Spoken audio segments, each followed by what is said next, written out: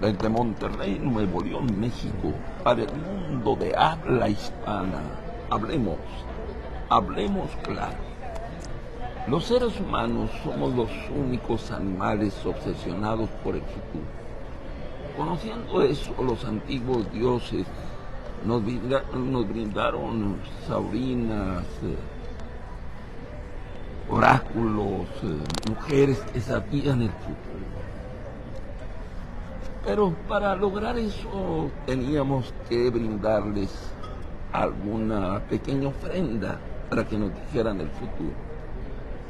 Ha evolucionado el ser humano, ha cambiado el tiempo, la tecnología, y los seres humanos seguimos obsesionados en el futuro.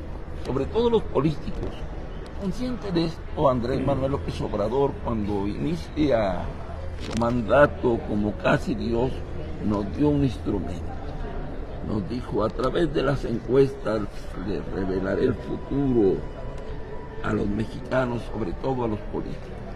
Y él empezó a tomar decisiones a través de encuestas y nos tumbó un aeropuerto a través de una encuesta y empezó a tomar decisiones, las candidaturas y todo.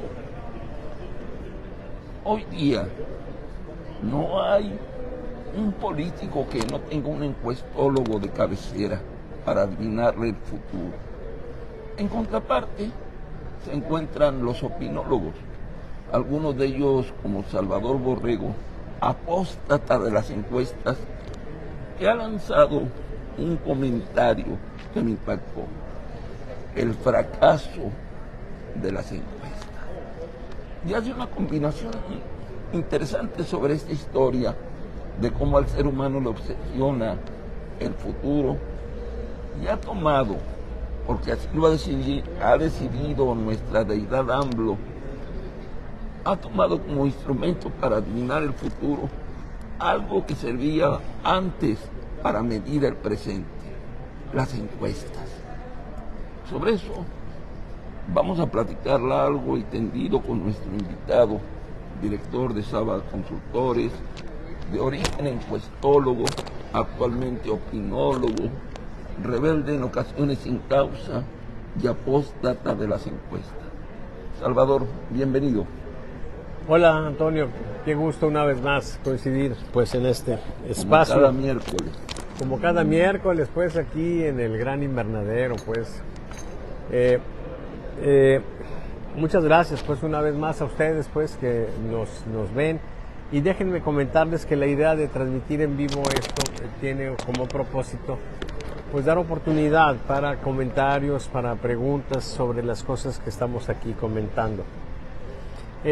Hay muchas cosas que decir con respecto pues al tema este de las encuestas, Antonio, pero yo creo que hay una que es muy importante, y es que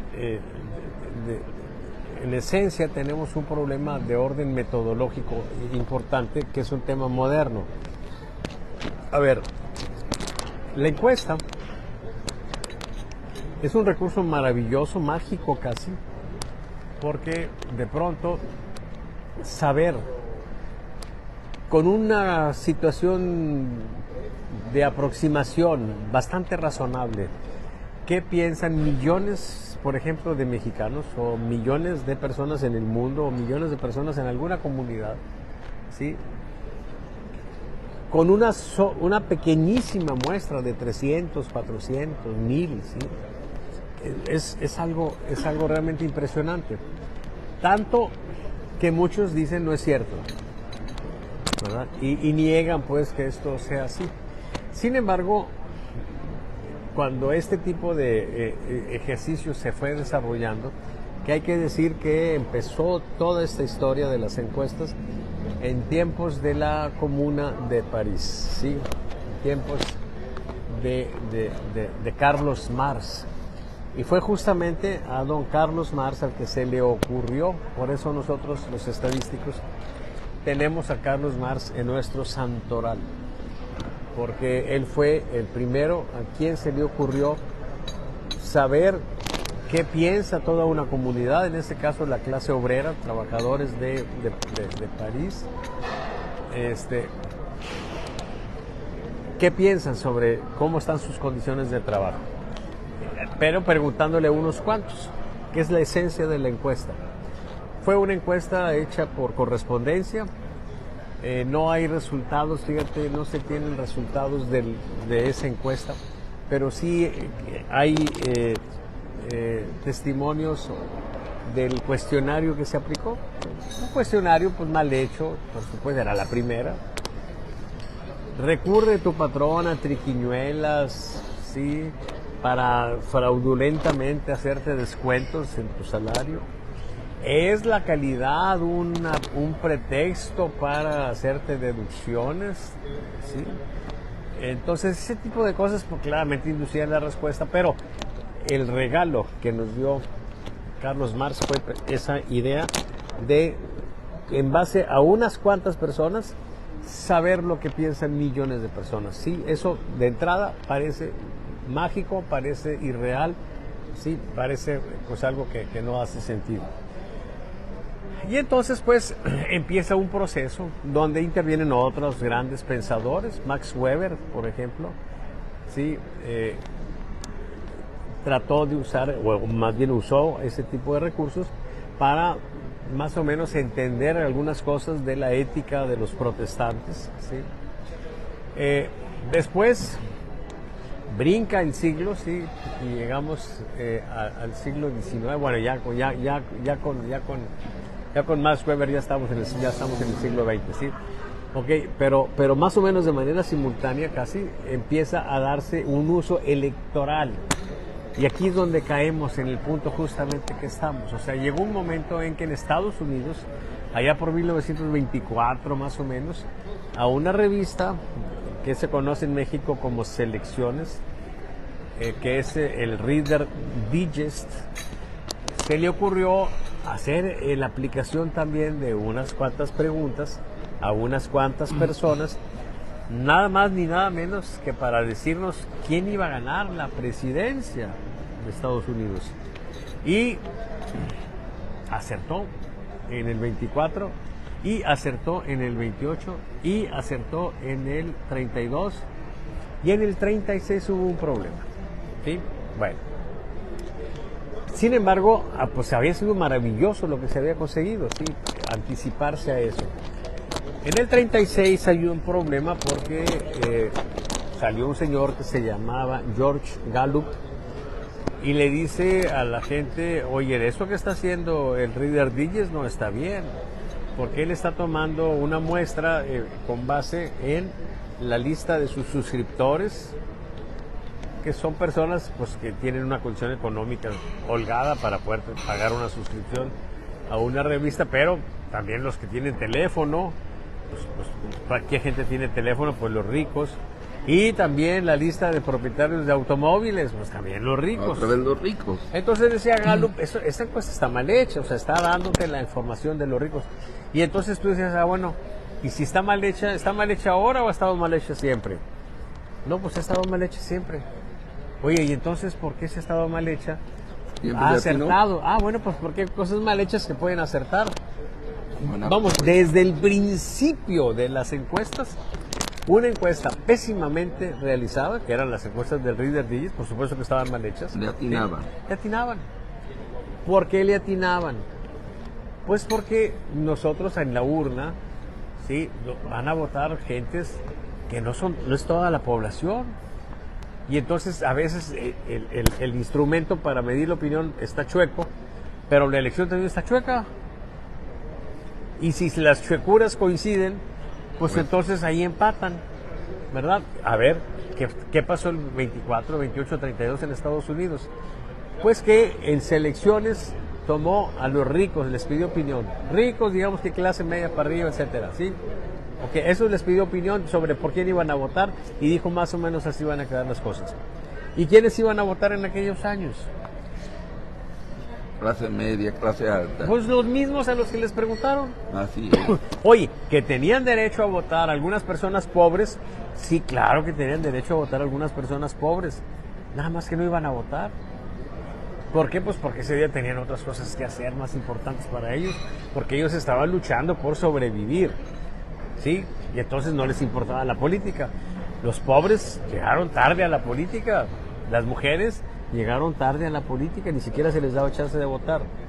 Entonces, primera lección, Toño, que es importante resaltar. Encuestas mal hechas pueden acertar. Y así nació esto, encuestas mal hechas pueden acertar. ¿Sí? Ok. Porque el marco muestral no era muy adecuado. De acuerdo. Y el 36, Gallup hace un escándalo, denuncia eso, y él dice, yo les voy a decir cómo se hacen las encuestas. Hay que tomar no nada más ricos, hay que tomar pobres, y hay que tomar negros, y hay que tomar todos los distintos grupos sociales que hay en la proporción que están en la población. Entonces, si yo tengo un 30% de población negra, por ejemplo, en mi muestra debe haber un 30% de negros. Y si tengo hispanos en un 15%, en mi muestra debe haber un 15% de hispanos. Y si tengo gente con estudios superiores en un 3%, en mi muestra debe haber un 3% más o menos de gente con estudios superiores, etcétera. Eso es lo que Gallup llamó muestreo de cuotas. La cuota negra, la cuota hispana, la cuota blanca, la cuota homosexual, la cuota de lo que tú quieras, ¿sí? Lo que tú pensaras que fuera relevante para el estudio que estabas realizando. Ok. Bueno, ¿qué pasó el 36? Gallup tenía razón. Los candidatos eran Roosevelt, Franklin Delano Roosevelt y Landon, ¿sí? Y en selecciones decía que iba a ganar Landon de calle, pero resulta que queda al revés, gana Roosevelt. Y Gallup decía que iba a ganar Roosevelt. Y surge Gallup a la fama. ¿Sí? Surge Gallup a la fama. Ok. Entonces la pregunta es, a ver, ¿y por qué si la encuesta de Selex del Reader Digest, que estuvo mal hecha, acertó en las veces anteriores y ahora no acierta? ¿Por qué falló? Por una razón. Y es que el 36 fue una elección que se da cuando en Estados Unidos se vivía el apogeo de el New Deal, el nuevo trato. ¿En qué consistía?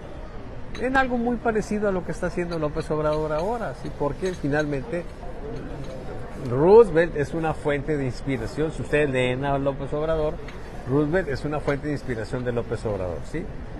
Entonces empezó a repartir dinero a los pobres, empezó a ayudarlos de diferentes maneras, se polarizó la población. Los ricos, por supuesto que algunos decían que estaban en contra de eso, los pobres estaban agradecidos. Viene la elección y entonces, ¿qué sucedió? Pues los pobres, en agradecimiento a su presidente, pues van y lo respaldan. Esa es la explicación. ¿Ok? Ok, rápidamente. ¿Qué sigue después? Pues que Gallup está en la gloria, surge a la fama, todavía existe la compañía, ¿sí? Estaban haciendo mal, estaban haciendo daño. ¿Por qué? Porque en el 36 le fue bien, y luego el 40 muy bien, el 44 muy bien, y el 48 Gallup truena también. ¿Ok? ¿Qué fue lo que pasó? Pues que la gente que nos interesa, la gente que opina, las opiniones que se generan, ¿sí? Empezaron a dejar de tener una condición determinística o determinada por alguna condición, digamos que de orden demográfico o económico o social, ¿sí? Resulta que se fue haciendo más compleja la sociedad. Por decir algo, ya no era lo mismo decir este es un voto de una persona de color. Ok. Nada más que fíjate, esta persona de color, pues ahora resulta que ha sido muy exitosa. O sea, es de color, pero también es rica. La chingada. Y entonces va a votar de acuerdo a lo que en general votan los negros, o va a votar de acuerdo a lo que en general votan los ricos. ¿Sí? Y si le puedes seguir metiendo características, pues resulta que se hizo muy compleja. Negro, rico, entonces tendrías tú ya no que escoger una cuota de negros, sino una cuota de negros. Pero una cuota de negros pobres, una cuota de negros ricos. ¿Sí? Entonces, y así, si luego aparte pones tú alguna otra situación de si tiene escolaridad o no tiene escolaridad, de si vive en una zona del norte o en una zona del sur, del este o del oeste, etcétera.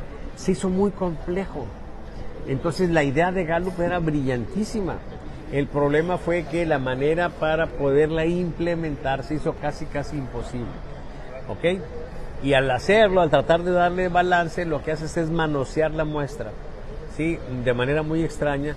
Y ese manoseo de la muestra cobra sentido cuando nosotros vemos cuál fue la solución que se encontró. No sé cómo lo hicieron, sepa Dios, quizá fue una situación de revelación divina, pero en 1948 surgen dos personajes chingoncísimos y la gente poco sabe de ellos. De Gallup todo el mundo sabe, ¿sí? Y bueno, hay que reconocerle a Gallup, su contribución por supuesto que fue muy valiosa, ¿sí?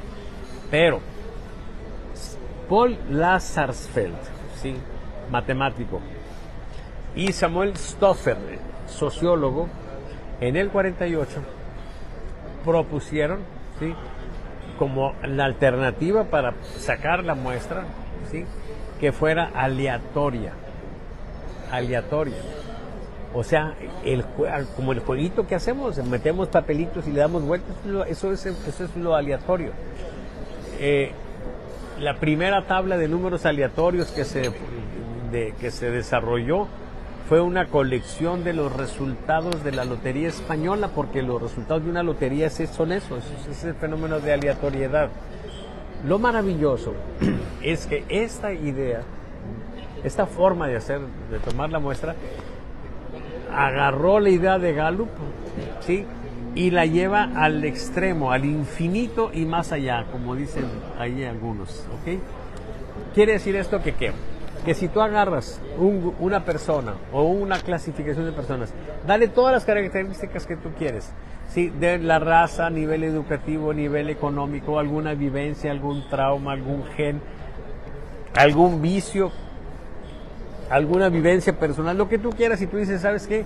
Este tipo de persona en la población hay un 2%. Ok, tú no tienes que andarte preocupando por saber dónde está esa gente. Si tu muestra es aleatoria, te va a quedar más o menos en tu muestra un 2% de ese tipo de gente. Y te va a quedar balanceado todo. Es más, cosas que ni siquiera tienes presente, que ni siquiera tienes a la vista. O sea, si hubiera vamos a suponer, Toño, que nosotros estamos infiltrados siguiendo pues un poco las sabias orientaciones de don Jaime Maussan. Si vamos a suponer que nosotros, aquí entre nosotros, hay un 10% de extraterrestres, ¿ok? Yo tengo la sospecha de algunos cabrones que yo creo que sí son extraterrestres. Se nota. ¿Verdad? Porque he visto algunas cosas extrañas. Pero imagínate que tenemos un 10% de extraterrestres y no sabemos de dónde están, ¿verdad? ¿Okay? Entonces, la muestra aleatoria, si tomas una muestra aleatoria, más o menos en la muestra aleatoria vamos a tener un 10% de esos hijos de la chingada, ¿sí?, de extraterrestres ahí. ¿Ok? Ahora vamos a pensar que así en términos genéricos, en México hay gente extremadamente pendejas. Y yo sé que tú estás pensando ya en algunos, ¿verdad? Hey. Extremadamente pendejos, ¿no? Y vamos a pensar que, no sé, ¿para cuánto te gusta el porcentaje en México de gente extremadamente pendeja? Ay, güey, un 70%. Bueno, si tomas la muestra aleatoria, más o menos un 70% en la muestra van a ser extremadamente pendejos. Bueno, a lo que voy, Toño, esa que no sé qué fue, quizá fue por lo que dice ahí, pues, en Proverbios 16:33, chéquenlo, si no es 16:33, por ahí va. ¿Qué dice? En la Biblia, por supuesto, las suertes, en la Biblia las suertes son los dados. Yo no sé desde cuándo vienen los dados, compañeros, ¿sí? Pero ya en tiempos bíblicos, sí. Bueno, ok, las suertes se pueden tirar en cualquier regazo, pero el resultado es voluntad enteramente de Dios. Entonces, el regalo de la aleatoriedad, ¿sí? Pues yo no sé de quién será, pero al único sospechoso que yo tengo es a Dios, ¿ok? Y entonces, nosotros, si renunciamos a la aleatoriedad, estamos haciendo la peor pendejada del mundo. Y el gran talón de Aquiles de muchas encuestas que andan haciendo las personas que no están versadas en la estadística es que desestiman el valor de la aleatoriedad. Se desestima a grado tal de que cuando estudian esos muchachos en el TEC de Monterrey o cualquier otra universidad, esas de las más prestigiosas, no nada más aquí en el mundo, ¿sí? Agarran un libro de los que toman ahí de mercadotecnia, de esas cosas, ¿sí? Y les dicen, hay dos formas de hacer encuestas, ¿sí? Encuestas probabilísticas y encuestas o muestreos no probabilísticos. Así dicen los libros, Toño. Cuando yo voy a dar clases que me invitan en el TEC o en la UDEM y que me dicen, oye, ¿puedes venir a dar una clase? Sí, ¿cómo no? Y agarro las chingadas y digo, miren, por favor les voy a pedir un favor, sí. El autor aquí está diciendo puras pendejadas. He llegado al extremo de mandarle a las editoriales, decirles, señores, por favor no publiquen pendejadas. Todo esto es una pendejada, quítenlo la chingada. Y entonces, ¿sabes qué solucionan? Este es un paréntesis, porque ¿sabes qué solución han encontrado los pendejos estos? De decir, bueno, en la siguiente edición, ahí hay una lista al principio donde estamos dando agradecimientos y reconocimientos. Ahí han puesto a Salvador Borrego. Chinguen a su madre, pendejos. Lo que yo quiero es que no estén publicando pendejadas y que no estén generando una situación donde tenemos estudiantes que estudian mercadotecnia, que estudian economía, que estudian sociología y que llevan la cabeza llena de cagada, ¿sí? Y ahí la están utilizando a través de la estadística. Y son los que te encuentras publicando pendejadas con otros pendejos como Ciro Gómez Leiva, que sirven de cajas de resonancia. ¿Ok? Ya me encabroné, ¿verdad? El problema es que es un problema muy grave. ¿Ok?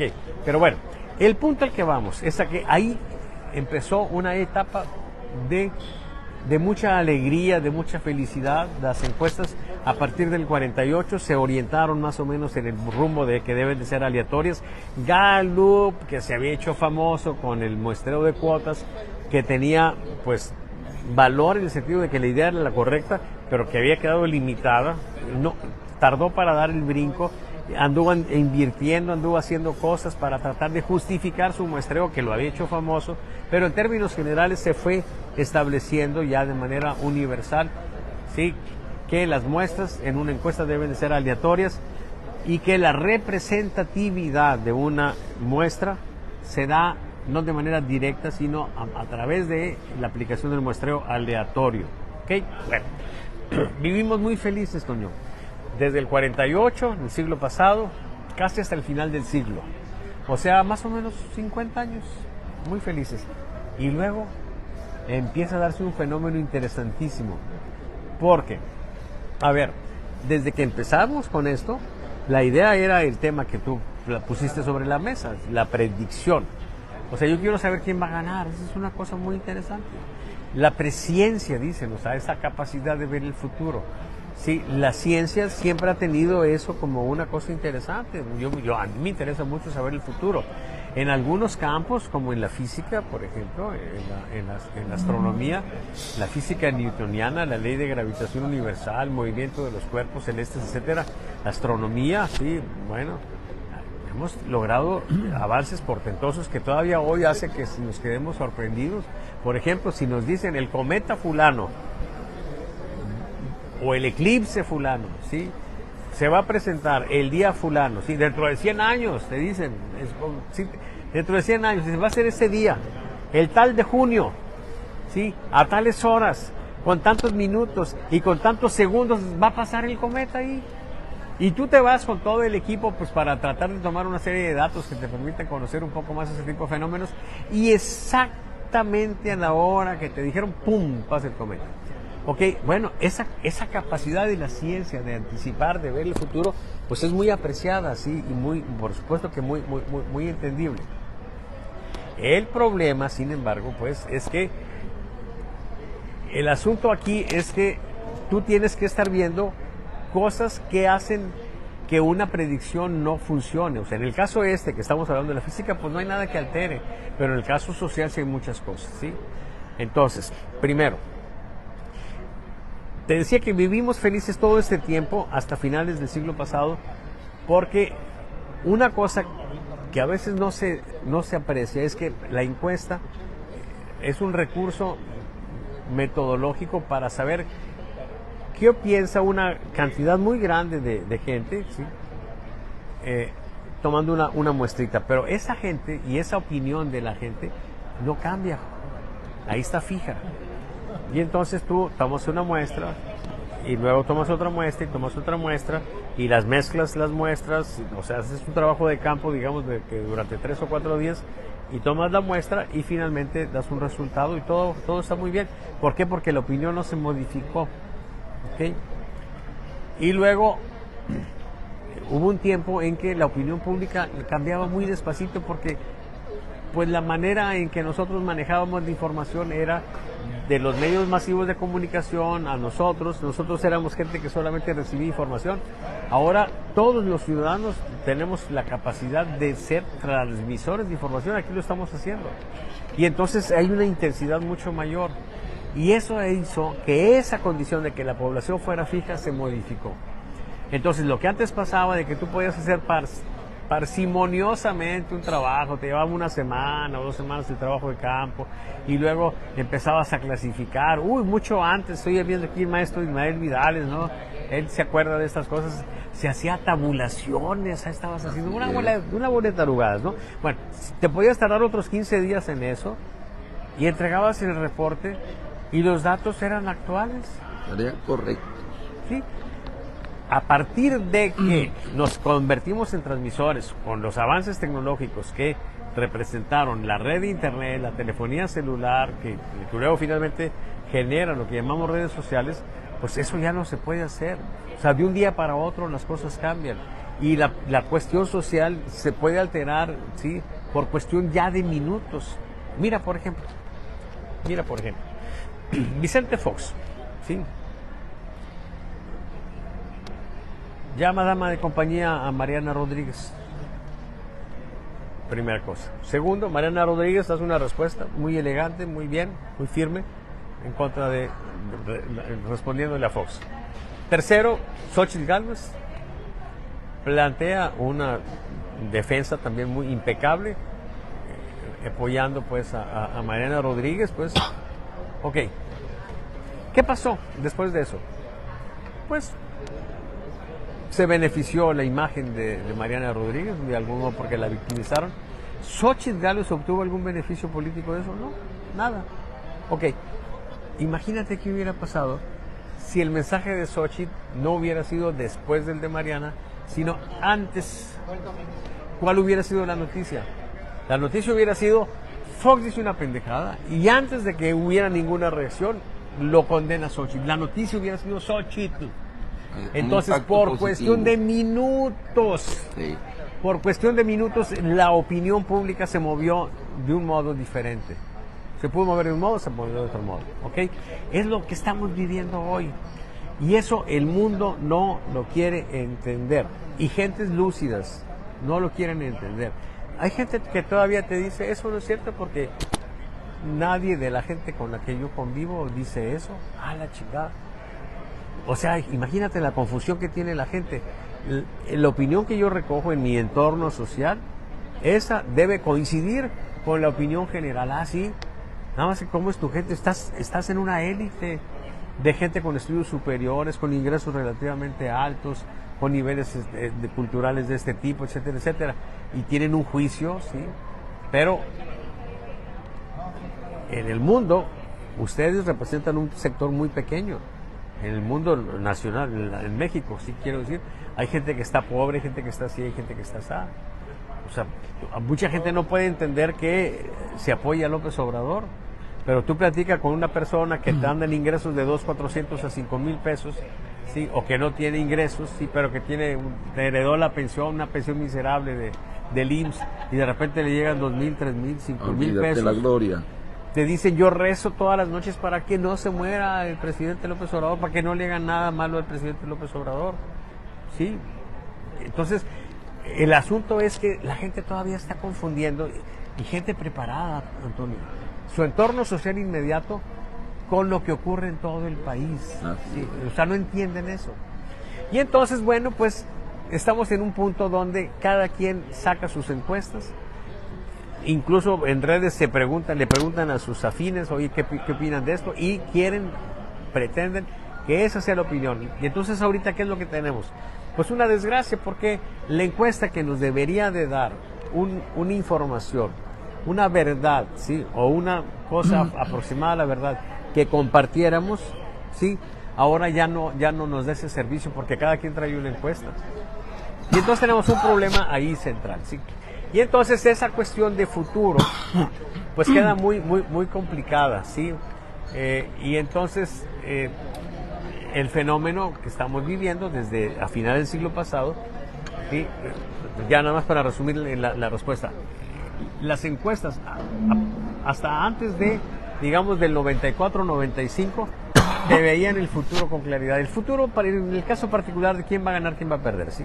Ok, pero a partir de finales del siglo pasado, ¿sí? Y lo que llevamos de el fenómeno que hemos visto es que de pronto fallen todas o casi todas las encuestas, ¿sí? Y entonces han tenido una situación muy complicada, ha sido un viacrucis para los encuestólogos, ¿sí? Ok, yo te voy a decir, y no es una presunción, no estoy presumiendo, a nosotros no nos ha pasado eso, ¿sí? Nosotros desarrollamos una metodología que nos permite evitar algunas de las cosas que hacen que fallen las predicciones, pero eso si quieres lo platicamos después. Por lo pronto lo que nosotros tenemos es que sí, efectivamente vivimos una situación de crisis y no es nueva, desde el histórico fracaso de las encuestas en España en el 2004, ¿te acuerdas? Cuando Aznar, que era presidente, pues quiso aprovechar el atentado en la estación de Atocha, ¿sí?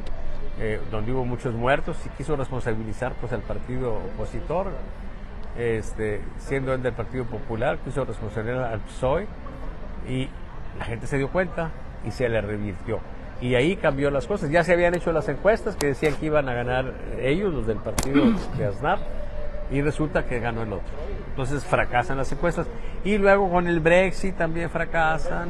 Y luego en New Hampshire en el 2008 también fracasan. Y ha sido un rosario de fracasos. En España ha fracasado muchas veces.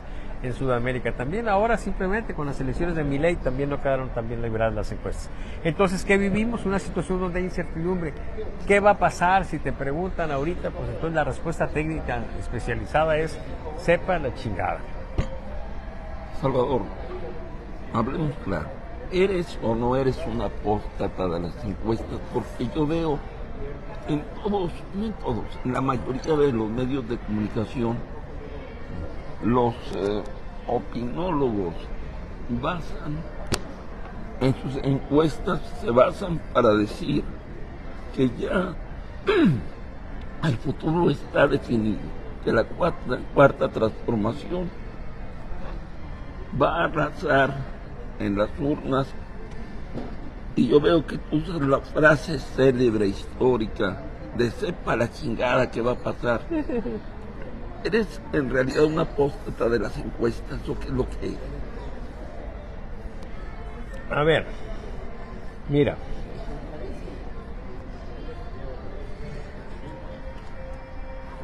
La definición precisa de apóstata, ¿sí? O de apostasía, ¿sí? Dice abandonar públicamente su religión. Ok, yo soy encuestólogo y digo que las encuestas ya se chingaron, ¿verdad? Ok. Abjurar, sí, renegar, sí, retractarse. Estamos en una situación muy interesante porque, mira, en la vida hay situaciones donde hay sís y nos, pero son muy poquitas. Es más común que se dé un sí, pero no. Que eso es algo muy complejo y las mentes así triviales, las mismas computadoras no entienden ese tipo de claroscuros, ¿sí? Mira lo que estamos viviendo en Nuevo León y ahorita regresamos a eso, ¿sí? Pero déjame aprovechar esto porque, a ver, ¿tenía derecho el Congreso a nombrar el sucesor? Y que fuera el que ellos quisieran, que no fuera Navarro como quería Samuel. Por supuesto que sí, la ley así lo dice. Así es. ¿Puedes tú decirles a ellos que hicieron mal? Pues de modo alguno. Ok, de acuerdo. Pero, ¿tenían ellos derecho, aprovechando esa situación legal, ¿sí?, de un grupo político diferente apoderarse del gobierno que no ganaron en las urnas? Buena pregunta. ¿Verdad? Pues claro que no. Ok, pero eso no estaba en la ley. Ok, sí, y aquí estamos en ese tipo de esquemas de que es sí, pero no. Ok, y entonces son elementos que dan de manera muy natural las condiciones para el conflicto. ¿Sí? Por supuesto que en estricto apego a la ley, pues el Congreso tuvo razón en hacer eso. ¿Por qué no corrieron la cortesía para solventar esa situación, la cortesía democrática? Pues porque hay un desmadre entre ellos, porque hay una bronca entre ellos, pero se da esa situación ambigua, ¿sí? Que es muy interesante.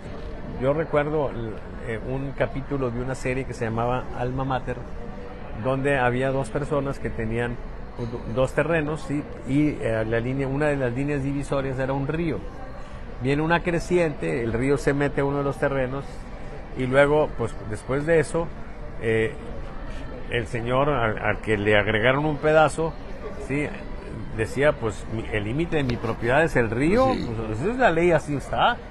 Sí, pero el otro decía como el chinito, nomás que si yo mejor lo de Mejolal. Pues sí. No, pero no mejor lo de Mejolal, mejor lo de Mejolí.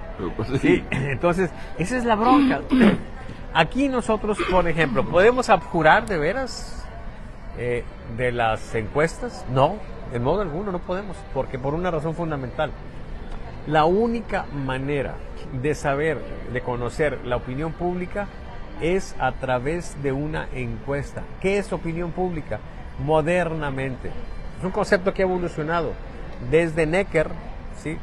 Desde Necker, que fue ministro de Finanzas de Luis XVI, ¿sí? En aquella época él reflexionó sobre el concepto de opinión pública y la fuerza que tenía opinión pública, ¿sí? Que aunque nebuloso el concepto y variante, siempre ha sido importante en la opinión pública, ¿sí? Vamos, ¿qué dice la gente que soy yo? Es algo que es importante para muchos, sin ir tan lejos, para Jesucristo, ¿sí? ¿Quién dice la gente que soy yo? Ahí está en la Biblia. O sea, Sí. nos interesa mucho. Nos interesa, pero muchísimo, ¿sí? Dice Ortega y Gasset que el mando viene de la opinión pública. ¿Sí? Es la opinión pública, pues, la que te da la posibilidad de mando. Entonces, el asunto aquí es que lo que tenemos... Déjame tomar tantito agua, tantito esto. Adelante, adelante. Ok. Con tantas direcciones de repente se pierde el hilo. Pero en lo que estábamos es en que nosotros tenemos como definición fundamental de opinión pública, ¿sí? lo que se obtiene de una encuesta. Esa definición es de un autor de un libro que se llama Opinión Pública, ¿sí? Y tiene el nombre de un actor muy importante, es homónimo de un actor muy importante, y ahorita me acuerdo de él. Ahorita lo tenía. Bueno, quienes nos están viendo seguramente nos van a decir ahorita, pero yo creo que me voy a acordar. Bueno, entonces, de acuerdo a ese concepto, por supuesto que la idea de encuesta no se modifica. O sea, yo quiero saber la opinión pública, ok, la tengo. El problema es que yo tengo la opinión pública en este momento. Antes yo tenía la opinión pública en este momento porque la medida también fue una encuesta y esa información era vigente mañana, pasado mañana, a veces un mes, era vigente. ¿Sí? La condición que tenemos ahora es que esta información es un producto que ya mañana no tiene sentido, es un producto perecedero. Mira nada más el pinche ridículo que están haciendo los periódicos nacionales, ¿sí? A ver, ayer publicaron encuestas. Ya están toda la bola de pendejos en México, ¿sí? De Radio Fórmula y otros puñales, ¿sí? Comentando los resultados de la encuesta del Financiero, los resultados de la encuesta de Reforma. A ver, pendejos, si Samuel García ya no es candidato, ¿qué chingados tienes que ponerme ahí una encuesta donde Samuel García es candidato si ya no es candidato? Es historia. Ya, ¿entiendes? El producto de una encuesta hoy es perecedero. Si tú hiciste la encuesta hace 3 o 4 días y ya Samuel no es candidato, ¿sabes qué, pendejo? Lo que debiste de haber es agarrar tu pinche encuesta y tirarla a la basura. Y volver ya a no empezar. sirve, pendejo. Ya no sirve. Y decir, no tengo información. Si quieren saber, pues ahí vean allá a Salvador, que es el que sí tiene información. Órale. Es el que sí está diciendo, a ver, si en lugar de Samuel fuera Marcelo Ebrard, ¿cómo quedarían las cosas? Okay, y si no, por lo pronto, si no tenemos candidato, nada más comparo a Sheinbaum con Xochitl y cómo quedan las cosas. Eso es información de ahorita, pendejos. Sí, sí. Samuel ya no es candidato, ¿qué chingados tienes que publicar? Pero anda aparte la bola de comentaristas y todos los pendejos de la intelectualidad mexicana haciendo reflexiones sobre eso. ¿Para qué chingados? Sí, además, tú vas a decir que eso corresponde a la fuerza de Samuel si ya se sabe que no es candidato. Por supuesto que no.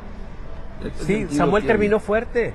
Samuel terminó con alerta, advertencia positiva en el top of mind, alerta positiva y advertencia positiva. Liga 3 alertas positivas, sí, y lo bajan. ¿Ok? Entonces, el punto aquí es ese. Entonces, ¿en qué quedamos? En que ahora tenemos una información que sigue siendo válida y por eso tú te tienes que quedar con la encuesta, no puedo renunciar a la encuesta, ¿sí? Pero en el sentido de una condición de inmediatez, ¿ok?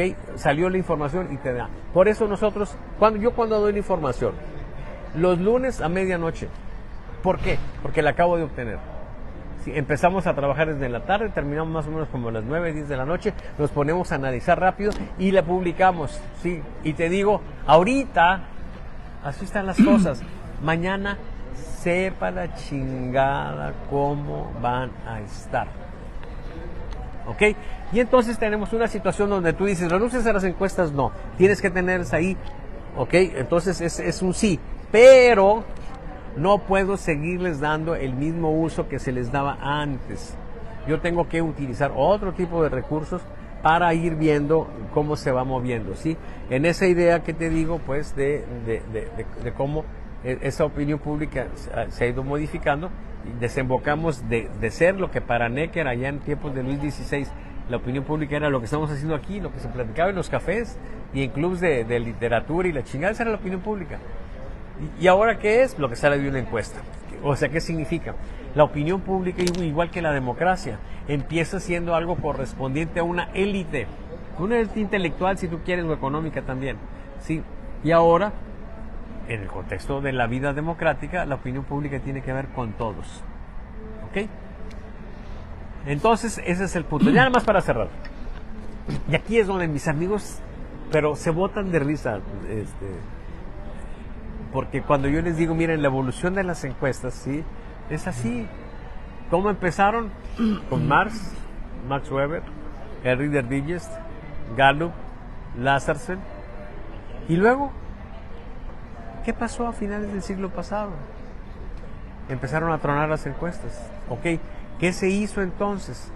Casi nadie lo sabe, pero algunos sí. Pues surgió un personaje gris, oscuro, que nadie quiere saber de él, nadie lo menciona, que se llama Salvador Borrego, pero nació en un pueblito ahí cercano al Río Bravo. Sí, había un chalán ahí, ¿ok? Y entonces quiso Dios, pues, que se fuera a estudiar a Estados Unidos y aprendiera algunas cosas de estadística. Y entonces cuando yo veo ese problema y digo, si se está moviendo la población, se necesita utilizar otra técnica estadística que precisamente se preocupe por capturar ese movimiento y ver cómo se va dando para tener mayores capacidades predictivas, ¿ok? Para eso. Y entonces se dice, vámonos al control estadístico, donde casualmente yo hice mi tesis doctoral como estadístico con uno de los estadísticos más chingones de todos los tiempos, que fue Donald B. Owen, ¿sí? Y entonces, bueno, ¿y cuál fue mi tesis doctoral? Modificar los pinches diagramas de control, de eso se trataba. ¿Qué fue lo que hice? Pues modificarlos. Y entonces los modifiqué para que los saco del ámbito industrial, ¿cómo los puedo modificar? Para que jalen en el ámbito de la encuesta, en el ámbito social, ¿sí? En esa movilidad social. Pero aparte, para que no rompiera de la encuesta, porque no puedo romper de la encuesta. Entonces, ¿cómo lo conecto? Para que se generara un nuevo paradigma que, como dice Niklas Luhmann, ¿sí? Contuviera al anterior paradigma. Y entonces se da ese fenómeno, ¿sí? Donde tú dices, no tengo una encuesta, ¿sí? Derivo una encuesta, pero la esencia es el monitoreo, porque lo importante es ver cómo se está moviendo, ¿sí? Y anticipar en esos movimientos qué es lo que puede suceder, ¿sí? Y entonces tienes un esquema nuevo que pues está publicado, está registrado con derecho de autor. He estado en congresos pues, desde el 97 en el ITAM, ¿sí? En la organización de la WAPOR. Luego en el 2008 estuve en Nueva Orleans, presenté también eso a la Organización Americana de Opinión Pública y nadie ha querido, bueno, los gringos sí querían, ¿sí? Pero me decían, vente, necesitamos que publiques con más detalle tu metodología y la chingada, y yo me negué a ir. Yo no sé si esa es una de las razones por las cuales los cabrones no me quieren dar la visa, pero yo los mandé a chingar a su madre, sí, porque yo les dije, a ver, cabrones, a ver, si ustedes desarrollan una pinche tecnología, nosotros tenemos que pagar con dinero, sí. Ah, pero si yo desarrollo una tecnología, tú me vas a pagar con fama. Pues sabes qué, vas y chingas a tu madre, cabrón, invítame a un pinche proceso, sí, hínchame la pinche bolsa de dinero y jalamos juntos, cabrón, y platicamos, ¿no? Pero no me vengas a vender la mamada de que me vas a hacer famoso, ¿sí? Chinga tu madre. Sí, yo no quiero fama, puto, yo quiero dinero, punto, ¿sí? Como ustedes quieren dinero cuando desarrollan una tecnología, ¿ok? Bueno, no nos entendimos, ¿ok? Pero la academia en México, pues como no viene esta idea de Estados Unidos o de Francia o de Argentina, cabrón, ¿sí? Si no viene de un cabrón acá de Río Bravo, Tamaulipas, pues por supuesto que no están de acuerdo, ¿sí? Pero bueno, esa es otra historia. El asunto es que nosotros tenemos, en esta última etapa, lo reconozcan o no, se tarden 50, 100, 200 años en entenderlo, ¿sí? En la siguiente etapa, en la evolución de la demoscopía, fue la introducción del control estadístico de calidad hecho por mí en dos conceptos básicos, que es el monitoreo y la carta de navegación política, que le da una dimensión enorme al trabajo que le permite no solamente ser más agudo en el tema de la predicción, sino también en el tema de anticipar riesgos y anticipar oportunidades. Sí, entonces le da otra condición y lo conecta con lo más granado pues de la política, porque a final de cuentas, como en la industria, los diagramas de control se usan para anticipar los problemas de producción, para evitar la falta de calidad de los productos, que ahora nosotros lo vemos en nuestra vida cotidiana, ¿sí? ¿Sí? Entonces eso te lo traes acá y entonces te conviertes en un elemento donde lo más importante ya no es la pinche predicción, sino detectar riesgos y detectar oportunidades para que tú mejores. Allá en la industria la mejora continua es el ideal. Si te traes esas técnicas para acá, pues es para que te hagas más competitivo en el noble propósito de partirle su chingada madre a tus adversarios, que de eso se trata la política, ¿sí? Por eso los clientes que me contratan se hacen muy cabrones, Toño. Entre más me entiendan, más cabrones se hacen, ¿sí? ¿Ok? Pero no son muchos, ¿sí? Porque en general están medio pendejones, ¿no? Okay, a lo mejor algunos nos están escuchando, ¿sí? Y a lo mejor se enojan y van a decir ese cabrón que chingue a su madre. Bueno, yo de una vez les digo, chinguen a su madre ustedes también, no me interesan como clientes. Mis clientes son inteligentes porque tienen que entender esto y no cualquier cabrón lo entiende, ¿sí? Pero bueno, eso cierra el círculo y en eso estamos. Y entonces, ¿qué es lo que tenemos? Bueno, pues un sainete, porque aparte de todas las cuestiones de tipo metodológico, se da el fenómeno de que se ha hecho ya casi de manera universal la encuesta un recurso de propaganda. Y ahí está el mercado, ¿sí? Y ahí están, incluso te cotizan y te dicen cuántos puntos quieres arriba, etcétera, ¿sí? Y bueno, eso es lo que tenemos. Y entonces, pues, ¿soy apóstata de las encuestas? Sí y no. Sí, porque ya no funcionan. O sea, el uso que se hace de ellas ya está mal, ¿sí? No, porque finalmente tenemos que partir de ellas, pero tenemos que arreglarlas, tenemos que enderezarlas. Y no es difícil enderezarlas, porque no se desecha lo que ya se tiene, simplemente se adiciona. O sea, haz de cuenta que tú empiezas a trabajar en la encuesta como siempre has trabajado, y de repente ya cuando tienes los datos, sí, en lugar de ir directamente a la encuesta para dar un resultado, te vas primero al monitoreo, ¿sí? Y luego ya te vas a la encuesta. Y cada 4 mediciones te vas al monitoreo y te vas a la carta de navegación política. Y siempre la encuesta. O sea, en el nuevo esquema, tú tienes la encuesta y tienes el monitoreo para ver cómo se están moviendo las cosas.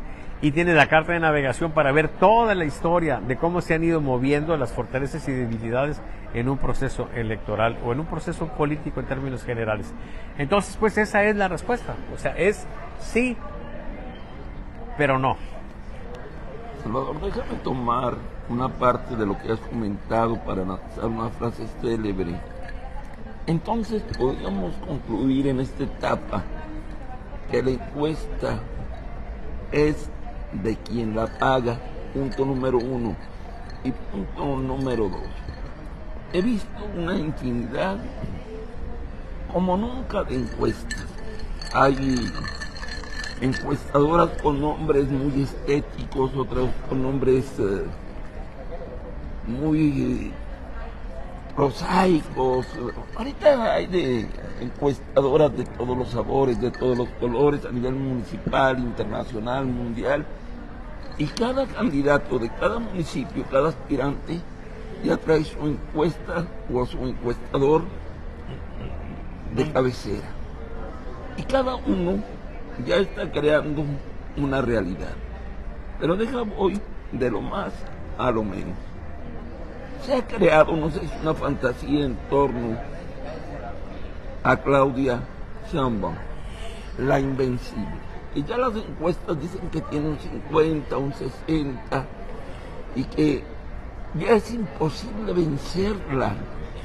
Yo aprendí hace mucho que la vida, el futuro, tiene una infinidad de posibilidades. O sea, diariamente se te abren cientos de caminos. Simplemente si tú vas derecho o das vuelta en una esquina, cambia radicalmente la historia. Si tú ves una persona y la saludas o no la saludas, cambia radicalmente la historia, porque esa persona que despreciaste, dentro de 6 años puede ser gobernador. Y como no la saludaste, ya te jodiste. Sin embargo, la mayoría de los políticos que están en este momento en estos cuartos de guerra de Claudia y de Xochitl consideran que el futuro ya está definido, que va a ganar Claudia. Lo único que están viendo es la variable, si va a ser por un 60 o por un 30. Yo te pregunto, con la experiencia que tienes de la política y de las encuestas, de los monitoreos, etc., ¿esta es una fantasía creada en torno a Claudia o es una realidad imposible de revertir? A ver, mira, incuestionablemente si hoy fueran, o si mañana fueran las elecciones para definir presidencia, ganaría Claudia Sheinbaum. No hay ninguna duda al respecto, ¿ok? Pero de ahí a suponer que eso significa que el 2 de junio, ¿sí?, del próximo año va a ganar Claudia, hay un abismo. Son cosas radicalmente diferentes. La gente que anda en la política gusta mucho de negar la realidad de la naturaleza social, ¿sí? La naturaleza se caracteriza fundamentalmente y cada vez más por su variabilidad. Se están moviendo las cosas, se pueden mover las cosas, ¿ok? Y entonces la gente habla pues siempre y usa palabras que lo que fundamentalmente denotan es que no hay variabilidad. Por ejemplo, lo que tú estás diciendo tiene que ver con una palabra que no mencionaste, por casualidad no mencionaste, o a lo mejor si lo dijiste y no lo registré, pero es la irreversibilidad, ¿sí? Los resultados ya son irreversibles.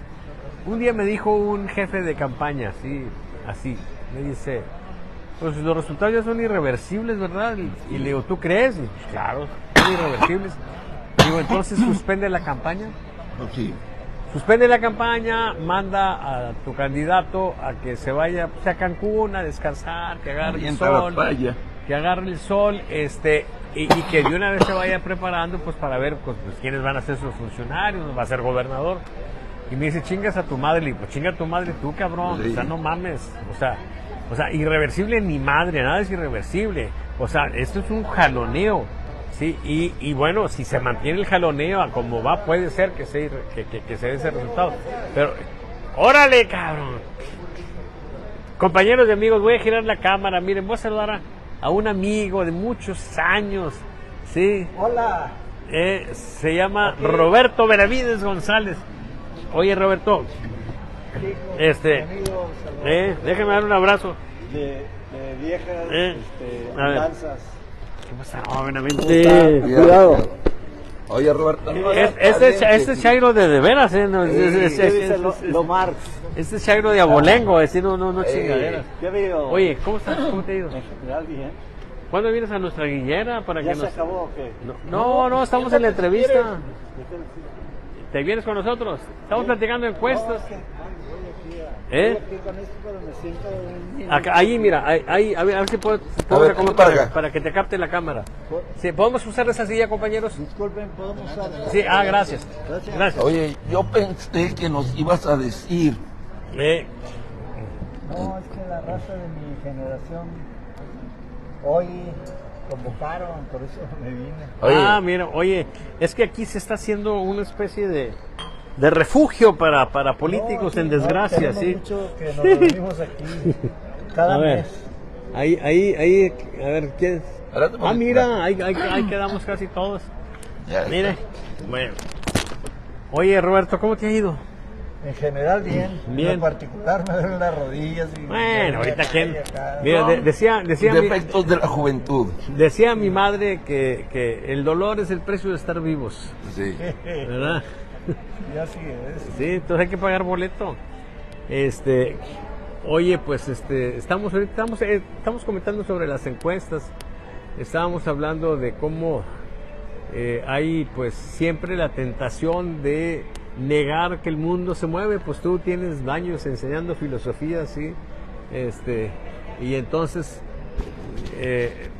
pues el compañero era Heráclito, ¿no? De Éfeso. Sí.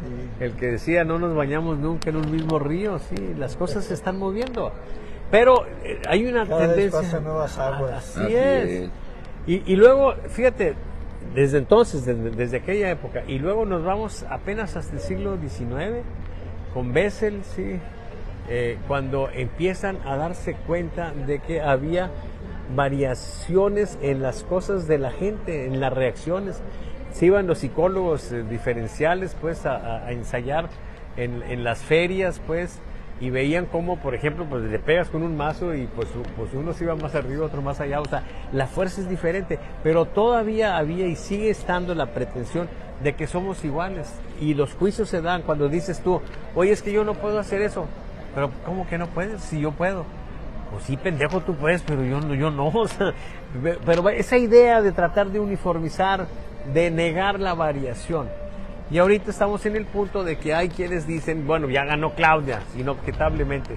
Bueno, pues es muy probable que gane, pero no sabemos. Si fuera la elección hoy, por supuesto que gana, no hay ninguna duda, los números ahí están. Pero, ¿qué va a pasar de aquí al día de la elección? No lo sabemos. Y ese es el punto, ¿verdad? Pero el problema es que no es esa la única cosa que está diciéndose ahí. Este es un juicio valorativo. No, las chingaderas son que te digan que ya está Xochitl a 6 puntos de Sheinbaum, cuando anda más de 50 puntos arriba, ¿sí? O por lo menos entre 40 y 50 puntos. Aún con la merma que le pueda representar a Morena el hecho de que está muy concentrada su fuerza en personas que reciben apoyos y que están en la marginación y normalmente esa gente se abstiene, aún, ¿cuánto quieres quitarle? 20 puntos. Pues queda como quiera con una ventaja amplísima, ¿sí? Entonces, ese es el asunto. Sí, el problema es si esa gente se va a ir con ella, ¿no? ¿Verdad? Eso va a ir a abstención. Así es, no se va a ir con Xochitl, Sí, claro es lo que que no. ahorita traen, ¿verdad? Que ya se fue Samuel, entonces los 14 puntos se van a ir con Xochitl. No, hombre. Ya lo medimos, compañero, le fue mal a Xochitl. Exacto. La nota es que Xochitl ya no levantaba, ¿no? Bueno, ya dejó de no levantar, ¿sí? Ahora Se congeló. se está Va viniendo para para abajo. Se está viniendo para abajo. Entonces, Sí, bueno. es que el mundo se mueve. Claro. Chingado. Claro. No, por eso sería una torpeza de parte de Claudia confiarse en que ya ganamos, ¿verdad? Dormirse en Claro. sus laureles. Claro. No. Tienen que estar a la virusa. Y va a haber una serie de rearticulaciones, ¿verdad? O sea, haz de cuenta, ya lanzó una estrategia con la comunidad académica que había estado distanciada con AMLO. ¿Verdad? Con AMLO sí, pero una de las cosas que encontramos nosotros, cuando de repente hay chispazos, ¿sí? Tenemos la figura esta que llamamos hipocentros, algo que empezamos a detectar es que la gente con estudios superiores empezó a ver bien a Claudia. Sí, siendo que ha tenido una actitud adversa pues a AMLO. O sea, la composición de fuerzas de Claudia no es exactamente la composición de fuerzas de Morena o de AMLO, porque hay ese tipo de variantes. Sí, sigue siendo el apoyo fundamental de ella, la gente, por supuesto, que apoya a Morena, la gente que aprueba al presidente y sobre todo esa gente que recibe dinero de los programas asistenciales. Pero hay otros aspectos que de repente le dan un matiz diferente. Y bueno. Por ejemplo, mira, esa entrevista que hizo Xochitl con el embajador. Ayer, antier. Donde le dijo, yo no voy a andar con esos cabrones de allá de Nicaragua y de Venezuela. Yo no lo voy a invitar. Terrible. Entonces eso... Haz de cuenta, hay un segmento de gente que eso le cae muy mal, ¿verdad? Que tú te entregues, oye, ¿verdad? Entonces, por eso también va a haber una reformulación de una serie de cosas, ¿verdad? Sí. Por ejemplo, algo que se va a reformular es el Afore. Eso porque eso está en la ruina. Digo, para los trabajadores, ¿verdad? Sí. Y sí está muy bien para los banqueros, ¿verdad? Entonces, ahí viene una reforma que van a tener que hacer. Oye, Roberto, déjame aprovecho maquiavélicamente tu presencia en esta mesa para preguntarte, ¿cómo ves la situación en Nuevo León rumbo al 2024? Un galimatías medio raro, donde hay tres fortalezas muy definidas, donde Morena, si tú haces una encuesta, un sondeo, nos indica de que Morena, hay muchos municipios donde va arriba, pero ya cuando le metes posibles candidatos, como el hijo de Cristina en Guadalupe, como Mijes en Escobedo, varía. En Escobedo Mijes le da para arriba. En Guadalupe el hijo de Cristina le da para abajo. Pero tú ves la situación, ¿crees que se mantenga? Es que mira, el problema que Morena tiene históricamente aquí es la carencia de candidatos.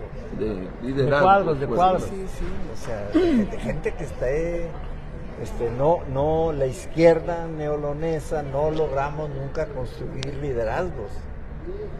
Y eso es una gran debilidad. Entonces tú, ahorita por ejemplo, sí estamos arriba, luego, ¿quiénes van a ser los candidatos? ¿Me entiendes? Entonces, por ejemplo, Abel, él que es experto Abel Guerra. Abel Guerra, en andar vendiendo candidaturas. Entonces ahorita trae ahí 3, 4 gentes en todo el estado, ¿verdad? Diciéndole, no, yo voy a ser el que voy a poner. Y mucha gente pues se va con la finta y luego, como siempre sucede, a los que tú mandas piden lana, ¿verdad? Entonces eso está arruinando muchas cosas. A ver, o sea, ¿piden lana quiénes a quiénes? Haz de cuenta, yo sé que hay un posible gente que es o de Movimiento Ciudadano, del PRI o del PAN, que quiere ser candidato de Morena. Okay. En un municipio jodido, Okay. digo, pequeño, no jodido. Sí. Lo detectan y llegan ahí. Le dicen, ¿usted quiere ser candidato a Morena? Bueno, nosotros lo vamos a... ¿Tiene 7 millones? Entonces, no le dicen, pero ¿sabe qué? Que necesitamos 2 camionetas porque vamos a recorrer todo el estado y ese tipo de cosas, ¿me entiendes? O por ejemplo, una que es amiga mía de toda la vida, una maestra en Zaragoza, van y le dicen, No, no, ya no te registres, porque el INE ha resuelto que Zaragoza es de hombre. Me pasó un salero. No te creas, hombre. O sea, ¿me entiendes? Sí, Entonces, sí. ¿por qué? Porque ya traen ahí al otro. Sí, gracias. Todo Ya eso, hay un gallo todo armado eso ahí. está pervirtiendo mucho. Sí. O sea, y entonces es una gran debilidad. Luego, en la elección de comité ejecutivo, ellos ganaron. O sea, ¿Ellos quiénes? Grecia, el grupo de Escobedo. Grecia perdió por 4 votos. Ya. La presidenta, ¿quién es? Anabel. Bueno, ¿quién la conoce? A ver. ¿Has oído tú que declare alguna vez acerca Ah, del...? no. Nada. ¿Por qué? Porque no sabe nada. No sabe nada. Y llegó ahí, ¿por qué? Con la idea de que no, el que todo decide saber. Entonces, desde ahí estamos en la ruina con el liderazgo. Porque hay una coyuntura... Oye, Roberto, pero hay una condición de fuerza por la marca. Sí, O sí. sea, si tú preguntas a la gente por identificación partidista, por intención de voto, Morena está fuerte. Claro, fuerte. claro. Está muy fuerte. Pero eso tiene que, Borrego, tiene que empatarse con una conducción.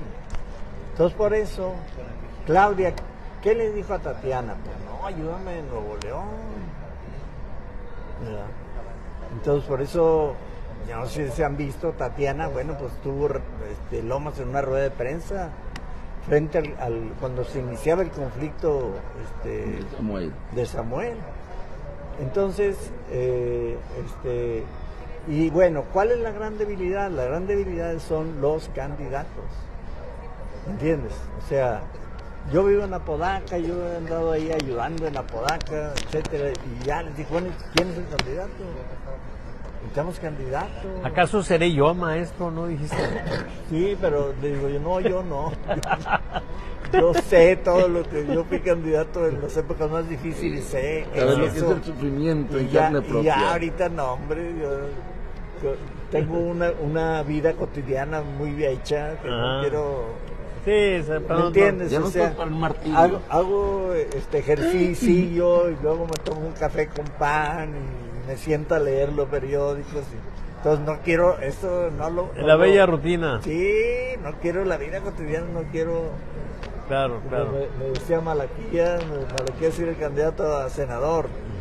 Y dijo, no, pues es que es muy pesado eso. Dice, ¿por qué? Porque le digo, es que te rompe la vida cotidiana. Pues sí, Claro. te rompe la vida cotidiana. No, además, los héroes ya están fatigados. Sí, entonces haz de cuenta que ¿qué va a suceder en Nuevo León?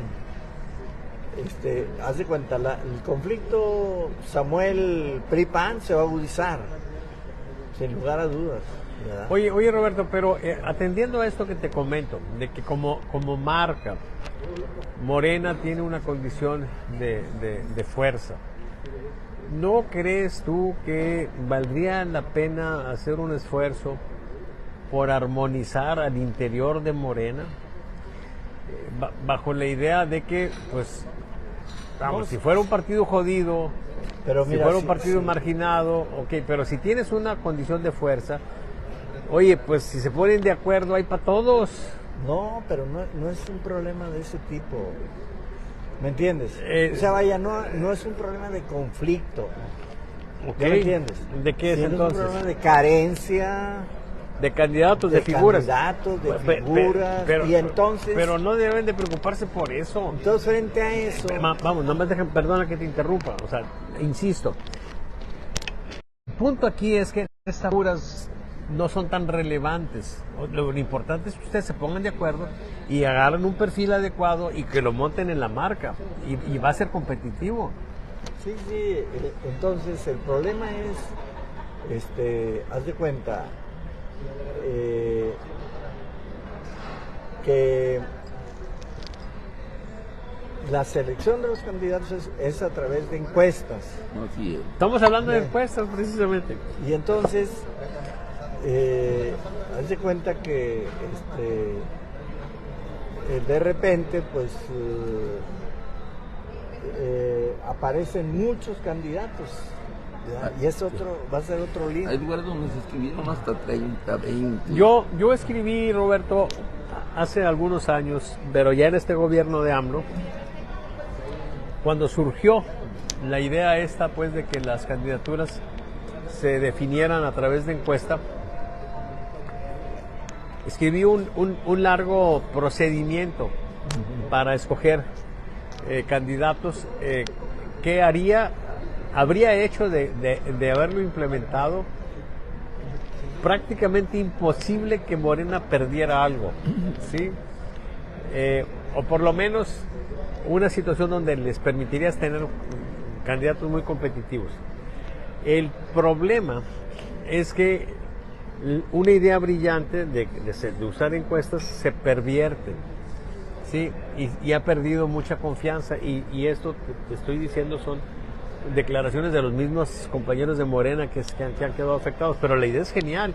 Yo no sé si todavía se pueda rescatar, pero sí creo que valdría la pena. Dile que ahí voy, Braulio. Oye, entonces sería un procedimiento donde toda esa gente, todos los que quieran que entren, pero llevar un procedimiento no de una encuesta, sino de un proceso de mediciones que todo el mundo fuera viendo, de tal suerte que le permitiera a la gente, sobre todo sobre todo la gente que va viendo que no tiene posibilidades, que se vaya cayendo y que finalmente termines en una fecha tope y ya decidas, pero en una condición de transparencia, ¿sí? La idea es muy buena, pero se ha pervertido, lamentablemente. Aunque en el caso ya de la elección para presidente, que fue esta en la que gana Claudia, ahí yo creo que AMLO sí se la jugó bien, sí, y creo que corrió riesgos, porque nosotros tuvimos en nuestras mediciones un empate técnico entre Claudia y Marcelo casi hasta el final. Una semana antes se rompe el empate en favor de Claudia. Y hay una cosa muy interesante con respecto al ejercicio de encuestas en esa elección particular. Fueron 5 encuestas con tamaños de muestra de 2.500, domiciliarias. Se dieron los resultados un miércoles con resultados consistentes. Eso significa que cada encuesta avala a las demás y viceversa. ¿Ok? Bueno, pero nosotros el lunes previo dimos los resultados de nuestros estudios con una muestra modesta de 600 telefónicas, ¿sí? Y yo pienso que sigue siendo lo mejor en este momento, con resultados coincidentes también con los de las 5. ¿Ok? O sea, Marcelo no tenía razón al descalificar las cosas por la encuesta. Tenía razón si se hubiera quejado de que los dados estaban cargados, de que no había piso parejo, eso era evidente, ¿sí? Pero para eso él debió de salirse de la contienda y denunciarlo, no irse hasta la encuesta, porque si hubiera salido él, pues no hubiera dicho nada, ¿no? Y hubiera avalado todo. Eso es lo que le resta de algún modo fuerza a su argumento. Pero bueno, yo creo que ahí hay una situación, a final de cuentas, choque o derecho, lo que importa es que se pongan de acuerdo al interior ustedes de Morena para que pongan sus candidatos, ¿sí? Pues bueno, y aprovechar esa condición que tienen. Para que vayas a darles una plática sobre sería bueno. mecanismos. Oye, ¿y cómo me vería yo ahí en Morena? No me irán a apuñalear. Va a oler a azufre. Oye, una vez estaba un grupo de Morena. Allá, ¿te acuerdas que estábamos yendo al otro restaurante? Y era un grupo nutrido, eran chavos, yo no conocía a muchos de ellos. Y entonces, pues como yo, de repente se me sale decir que el presidente es muy pendejo, ¿sí? Entonces empezaron, que además no es un insulto, es un diagnóstico, sí, además consistente con el diagnóstico del compañero Noroña, porque ya ves que Noroña dijo, con todo respeto, el compañero presidente es un pendejo, pero bueno, eso no importa. A lo que voy es a que estaban ahí las razas de Morena, y entonces empezaron a maliciar allá, a echarme bulla, y decir, oye, como que dijeron, oiga Morena, aquí está este cabrón, sí, y un chavito, sí, dijo algo que me fascinó, le dijo, en respuesta, le dijo, en Morena queremos a Salvador Borrego, ¿sí? Me cautivó, ¿sí? O sea, qué padre, ¿no? Porque pues significa pues muchas cosas. Mira, el problema es que hay que defender la libertad. Exacto. De opinar, ¿sabes? La chingada que Por supuesto. ¿Me entiendes? Claro. Eso, haz de cuenta, en eso debemos ser intransigentes. Claro, claro, claro. Y el problema de Marcelo es que de él, desde un principio, pues obviamente, ¿qué notaba? Pues que la mayoría de las fuerzas de Morena estaban con Claudia. Porque eso era notable, evidente. Claro. ¿Por qué? Pues porque Claudia tiene una historia, ¿me entiendes? Ligada a avatares. En cambio, este cabrón, pues no. Pues del PRI, pues. Sí, Es de la vertiente priista, pues. Sí, pero haz de cuenta que él comete errores cuando la selección de candidatos que le iban a suceder a él cede ante los chuchos, que sea Mancera, y llegando los chuchos le ponen condiciones a Mancera, y una de ellas es chingar a Marcelo. Y luego y entonces haz de cuenta que ahí se estabiliza él, y lo mejor que va a hacer, pues irse. ¿Ya? Entonces, ¿quién lo rescató? Pues AMLO. Entonces, mientras, oye, pues acá se dio todo el proceso de construcción de Morena y todo eso, y que no fue nada fácil. Las rupturas con los chuchos y todo eso. Claro. Entonces, haz de cuenta que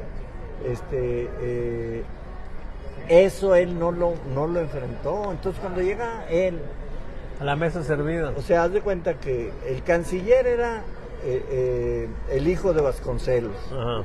Ya había dicho AMLO, y luego, pues como lo vio un poco ya Rucailo y todo eso, entonces pues se trae a Marcelo. Pues sí. Y qué bueno, pues sí, Marcelo habla inglés y francés y tiene formación en el Colegio de México y todo eso. Y hizo un papel muy importante ahí en la Cancillería, etcétera. Pero en la estructura de Morena era ajeno. Ese era el lío de él. No había empatía. ¿Me entiendes? Era ajeno. ¿Verdad? Y entonces, desde que empezó, bueno, a eso agrégale que AMLO, en un discurso del 20 de noviembre, no me acuerdo dónde, narró todo el lío del general Cárdenas cuando lo sucedió. Fue el 21 de marzo. Así es.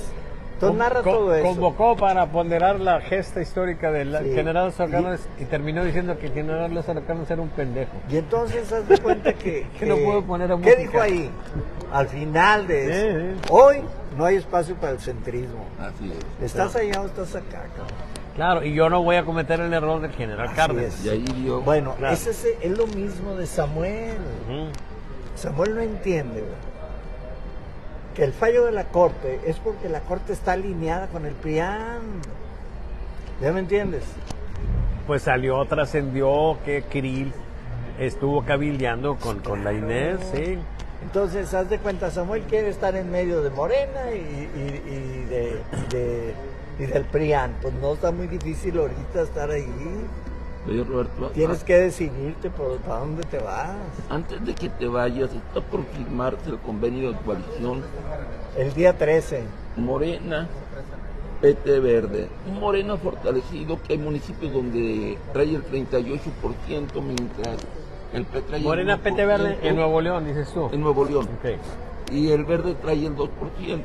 Ya me han dicho en los recorridos que hago que hay municipios donde el Verde va, a pesar de su baja presencia, dice: yo voy a asignar candidato. Y hay municipios donde el PT dice: no, a mí los diputados me van a tocar a pesar de que tengo el 1%. Hablemos de justicia. ¿Qué tan justo te parece eso? De que prácticamente ya se están repartiendo el pastel. ¿Eso es una fantasía o es una realidad? ¿Y cómo ves esa unión política que te va a volver a dar? Mira, yo no sé nomás que el día 13 se firma. Ahora, ¿cómo se va a firmar? Pues por supuesto, como dice Grecia. Bueno, yo estoy aquí diciendo, chejándole a Grecia. Nuevo León ha sido moneda de cambio. Así ¿No es. entiendes? O sea, haz de cuenta que usa Morena a Nuevo León como moneda de cambio, en el sentido de que pues es posible que al PT le vayan a dar más que lo que representa y que al Verde también más de lo que representa, ¿verdad? Aunque teóricamente es 50, 25, 25 así, ¿verdad? Creo yo así que la mera verdad no, yo no sé quién vaya a intervenir ahí en el reparto ese, pero sin lugar a dudas que así va a estar. Y lo grave aquí, que yo lo he dicho públicamente, lo grave, ¿cuál es? Que Morena no tiene dirección política, ¿me entiendes? Porque hay una coyuntura propicia para que Morena se hubiera aparecido aquí, ¿ya? Es decir, no, o sea, simplemente la dirigencia, que es esta compañera Anabel, pues no, ¿verdad? Entonces, ha sido desaprovechada por Morena la coyuntura aquí, ¿verdad?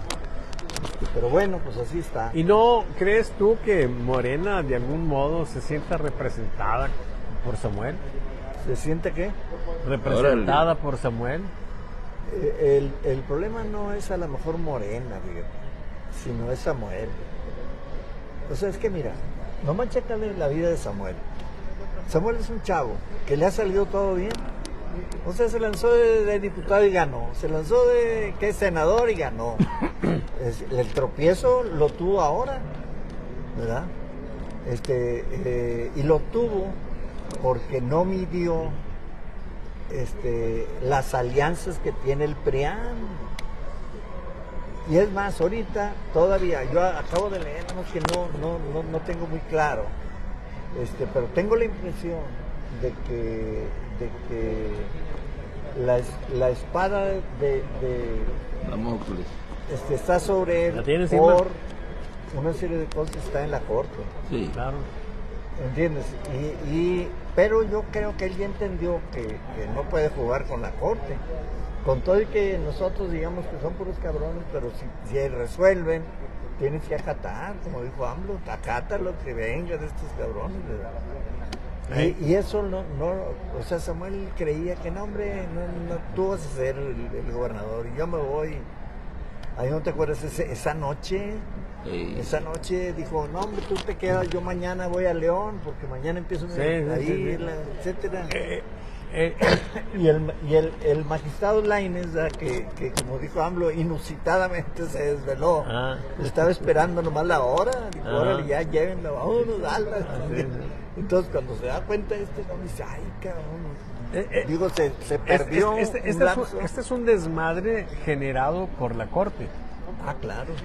Y aquí hay una reflexión que yo me he estado haciendo en estos días, porque hay una novela de Aguilar Camín, ¿sí? Morir en el Golfo, donde hay un diálogo ahí muy interesante, cuando le reclaman un acto de clara justicia, ¿sí? O un reclamo de injusticia clara al secretario de Gobernación. Y la respuesta es interesante, porque dice, para nosotros lo importante es el orden, no la justicia. El orden. Y de algún modo las leyes pues te sirven pues para establecer ese orden, esa convivencia social, ¿sí? Pero ¿qué sucede cuando el uso de las leyes son las que te generan el desorden? ¿Sí? Muy bien, ¿verdad? Compañero y amigo. Ahí voy ya para ¿Qué ha habido? Mirando a los compañeros. Sí. Están transmitiendo. Ahí por ahí, mira. Allá, por aquí. Sí. Así para allá. Diles que aquí estoy, ahí ahorita. Sí, voy para allá. Sí. Entonces, bueno, aquí la cuestión es esa, ¿sí? O sea, el momento en que se da esa situación. Cuando López Obrador dice, no me vengan con que la ley es la ley, se puede entender como un reto de que yo hago lo que me da la gana, pero se puede entender también simplemente como una descripción.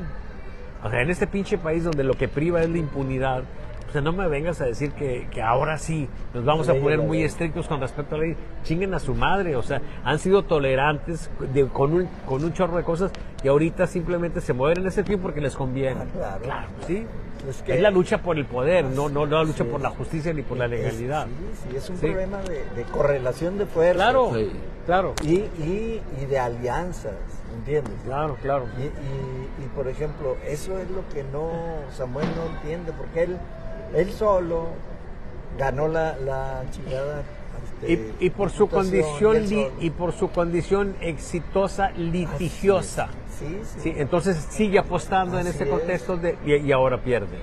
Sí, pierde de calle. de una manera Claro, y terrible. entonces ahorita Sí. a la chingada. Sí. Y como lo dijo Ramón Alberto ahí en Código Magenta, al imparable lo pararon. Sí. gacho, Sí. ¿verdad? Iba a 200 y metieron frenos. Y entonces haz de cuenta, pero ¿qué sucede? Que él no aprendió lo suficiente y el pleito sigue. Sí, porque No hay el pleito sigue y puede traer consecuencias terribles para él Claro, mira. si no se cuida. O sea, por ejemplo, eso retener la lana de los municipios es terrible. Eso no tiene perdón de Dios.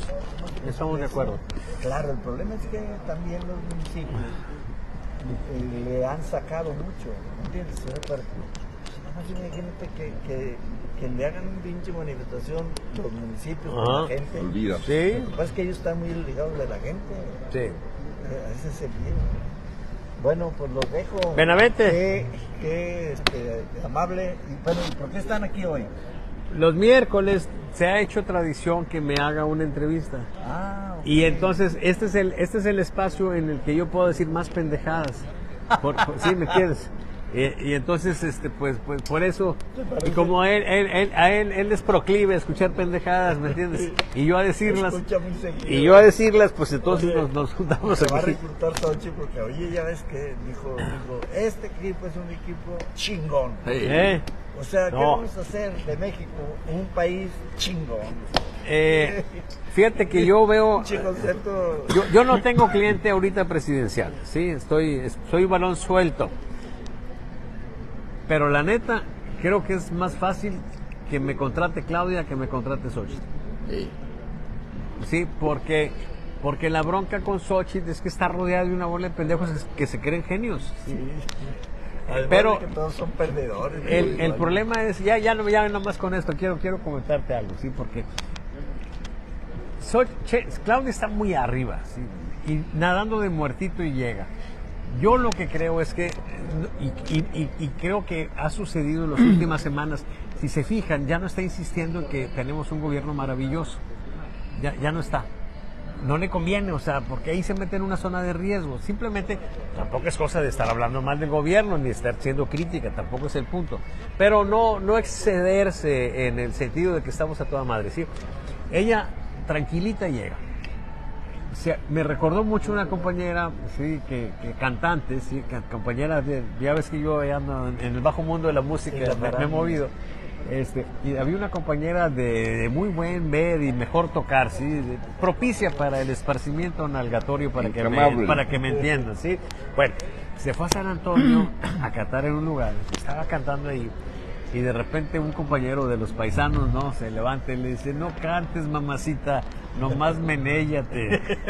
Bueno, así está Claudia, o sea, tiene simplemente que ir a convivir y cómo están, buenos días y la chingada, y no debe meterse en broncas, tranquilita, salvo que se sienta amenazada.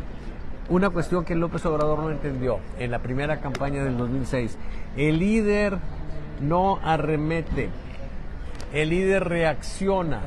¿Y cuándo vas a reaccionar? Cuando te sientas amenazado. Mientras no, te digan lo que te digan, hagan lo que hagan. Si no estás tú en la correlación de fuerzas siendo amenazado, tú tranquila. Tomar tu highball y de muertito. llegas. Sí, y mira, lo que va a hacer es hacer algunas propuestas, no así a la Xochitl, ¿verdad? De que a los 60 años ahora les voy a dar yo Sí.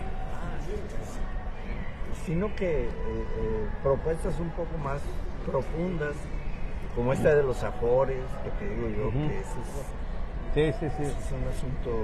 Sí, eso es vital. La gente ahorita está totalmente desamparada. hombre. Diablo no quiso aventarse el boleto porque es choque directo con los banqueros. Sí, sí, sí. Porque ellos son los caministas. Sí, sí, sí, eso hay que verlo. Entonces yo pensé que hoy habían cambiado el día. No, la mesa grillera es los jueves, mañana. Llegamos a las 9, desayunamos, de 9 a 11 definimos los temas y a las 11 hacemos una transmisión, pero ya viene más gente. Si viene el compañero Cerda, que iba a ser gobernador, pero se le complicó la situación. Se le complicó la situación. Ya nos habíamos, en la mesa grillera, ya nos habíamos repartido todo el pinche gabinete. Ya teníamos hueso, no nos dejaron. Lo más prensa. Sí, mínimo. No, la verdad fue un golpanazo que recibimos. Volvimos a nuestra precio y a nuestra realidad. Así es, pero bueno, ni modo. Sí, Bueno, ya está. No se diga más. Ven mañana, ven cuando Nos quieras. vemos. Sí, nos va a dar siempre mucho gusto verte, Roberto. Gracias, qué amables, Sí. éxitos. Sí, ya está. Bueno, pues agarró un cariz especial el programa de hoy. Así Sí. es. Oye, Sí. ya para concluir. Roberto Benavides y yo fuimos compañeros maestros en la gloriosa Prepa 9. Oye, Sí. la Prepa 9 fue muy propensa cuando los conflictos de aquella época se le acusaba de ser una preparatoria invadida, sometida por la izquierda. No, absolutamente no. A ver, era una prepa grillera.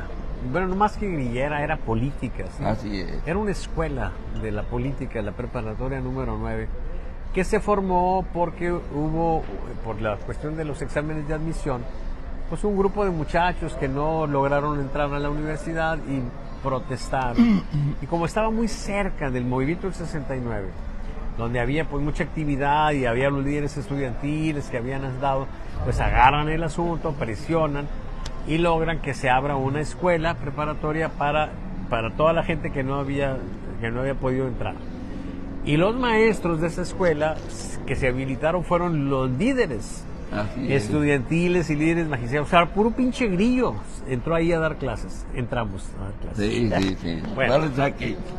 Lo interesante es que no era solamente gente de izquierda. Había gente también del PRI que tenía una ideología diferente, pero gente que tenía alguna condición de liderazgo. Y los movimientos no son un movimiento universitario, quiero decir, que no va solamente gente de izquierda. O sea, en el tema académico, que es un tema fundamental universitario, hay convergencias entre gente de derecha y gente de izquierda. Por eso la vida universitaria es muy rica en lo político. Bueno, ahí estaba Roberto Benavides. En esa prepa grilla, compañero Antonio Lomas, a los 23 años, sí, el subdirector, ¿quién crees que era? No me imagino. Yogas el cantinero. Órale. Entonces, ¿Qué bueno, pasó? ¿qué pasó? Porque dicen que en la grilla universitaria quien pone el primer pie en una subdirección llega a la dirección y hasta puede abrir la ventanita y soñarse con ser rector. Con Salvador. No, pues estuve ahí, luego fui subdirector de la Facultad de Matemáticas a los 27 años, más o menos, 28 años. Y entonces decidieron que era importante cancelar a este muchacho y entonces me cortaron las alas. Me fueron cerrando. Obrillero. Borguerillero. Y entonces, como a mí me estaban invitando en la Metodista del Sur a que me fuera a estudiar ahí con ellos, yo dije, bueno, pues ¿para qué batallo con estos cabrones? Mejor me voy a estudiar. Y me fui a estudiar. Y pues por supuesto que un pinche grillo que se va a estudiar, pues lo que se le augura es que no termine. Y bueno, pues una de las sorpresas en el ámbito de la política universitaria fue que salí adelante. Y saqué mi grado, ¿sí? Y luego ya regresé, pero ya no me dejaron entrar a la Facultad de Matemáticas. ¿Y alguna vez se te acusó allí en la Prepa 9 de ser comunista, claro. anti-yanqui? No, ve con los... La última vez que me dieron la visa, me dijo la mujer de ahí, dijo, mire, ya checamos su expediente en San Antonio, lo tenemos clasificado como comunista. Los gringos me tienen clasificado como comunista. Órale. O como, no sé, a veces a lo mejor piensan hasta que soy terrorista o la chingada. Por supuesto que están equivocados. Pero ahí está. Y para que se quite esa madre, está cañón. Esa última vez a la mujer hasta le dio risa. Como quiera me dio la visa por 10 años. Pero cuando se me venció ya no me la quisieron dar. Porque pues las políticas migratorias también se ven muy afectadas por lo que está sucediendo, ¿sí? Entonces, cuando se vienen cosas como lo de las Torres Gemelas, como las cosas, pues que alteran pues la situación, o el tema ahora, pues de otros tipos, ¿sí? Son sensibles. Aunque en la política de Estados Unidos, un vicecónsul, o sea, los señores que te atienden ahí en la ventanilla pueden hacer lo que ellos consideren correcto, y es una forma especial que se da en el gobierno de Estados Unidos. Ellos son independientes, tienen mucho poder. Nada más que yo ya tengo años de que ni siquiera pido la visa. Ya chinguen a su madre. Oye, Salvador, para cerrar, hablamos claro del día de hoy, una pregunta que me hace muy interesante. Esta situación de las encuestas que supuestamente ya están creando un futuro de triunfo imparable de Claudia y de derrota total de Xochitl, ¿crees tú que generando esa sensación que se está transformando en realidad en el equipo de Xochitl, de decir, ya estamos perdidos, mejor hay que Xochitl se siga divirtiendo, vamos a ver qué rescatamos? Y la pregunta que se me hace importante, ¿no será que se les puede revertir al equipo de Claudia esa sobreconfianza, el decir, ya ganamos, ahí están todas las encuestas, este es nuestro futuro, ya nos lo chingamos, 50 puntos de arriba, Francia, etcétera? ¿No se podrán dar esos dos fenómenos a la larga? Bueno, yo no sé, la verdad, qué es lo que está privando en la mentalidad de la gente de Xochitl. Creo más bien lo que percibo es una negación de esto que estamos presentando, ¿sí? Por supuesto que ningún candidato que se precie, pues, de serlo, puede caer en el desaliento y decir, ya perdimos. Es más, ni siquiera eso. Si sale Xochitl, por ejemplo, y dice, pues la verdad la vemos difícil, ya valió madre. Hey. El candidato, por supuesto, que debe tener un discurso triunfalista, esperanzador, sí, claro, convencido de su triunfo. Eso tiene que ser así. Y eso a veces un poco justifica el hecho de que haya estrategas que le venden al candidato la idea de que va a ganar, de que va arriba, sí, de que y claramente él tiene una condición de fuerza, pues para que el candidato salga con esa actitud, con ese ánimo, sí. Salvo que sea tan buen actor, pues, que a pesar de que esté viendo que las cosas están de la chingada, él va y salga y diga, vamos con madre. Él debe salir a decir que va bien, no puede decir otra cosa, el candidato. Miren, aquí en la política, y es bueno que lo entendamos, la moral, la ética y la chingada esa que vale para los pinches mortales, sí, esa vale para ustedes, cabrones, no para quien está en la política, sí. Es otra ética. Sí, es otra ética la que tiene que cubrirse aquí. Y aquí se vale mentir y se vale traicionar, se van a hacer muchas cosas, ¿sí? Lo importante es el resultado, ¿sí? ¿Ok? Y entonces, si quieres un proyecto que debe de avanzar para el bien del país, ese es un bien superior, ¿sí? Y se pueden hacer muchas pendejadas, ¿ok? Aclarado el punto. Entonces, es claro, pues, que el desaliento, por otra parte, aunque las cosas sean adversas, no podemos ya decir que las cosas están definidas. Sí, sería un error grave de Claudia y la gente de Claudia asumir que ya ganaron, porque de pronto pueden tener sorpresas, y sería también un error lamentable de la gente en el equipo de Xochitl pensar que las cosas son irreversibles y que puede ser que pierdan. Claro que no. Tampoco vale la pena andarse engañando, sí, pero sí es importante que vayan detectando las oportunidades, los riesgos que están corriendo, sí, que tengan muy clara de cuáles son las fuerzas que están ya moviéndose en favor o las más adversas a ustedes. Que en el caso de Sheinbaum, pues cuidar de que no se venga la situación hacia abajo.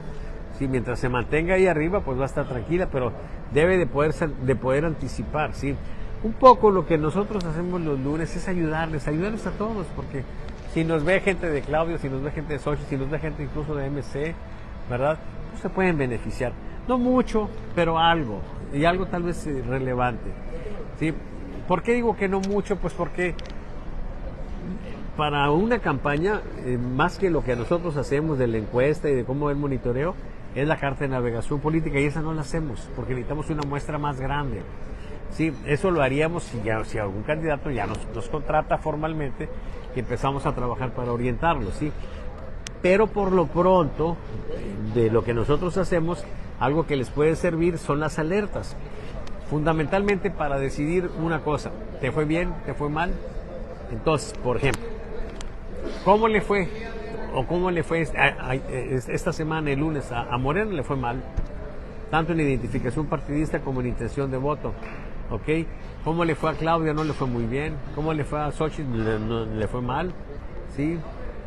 ¿Cómo se despide Samuel de esto? Se despide, digamos que con banderas desplegadas, se despide bien, como en una condición de fuerza. ¿Ok? Y entonces, bueno, cuando te va bien, pues qué tipo de gente hace que te vaya bien, etcétera. Eso les puede servir.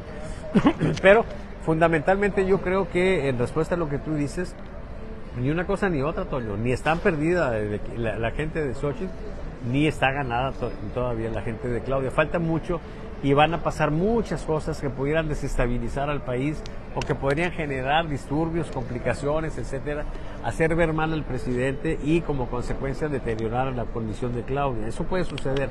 Por otra parte, hay que recordarlo, los números que tenemos, que se ven espectaculares en favor de Morena, están inflados. Acuérdense que la elección intermedia quedaron casi tablas.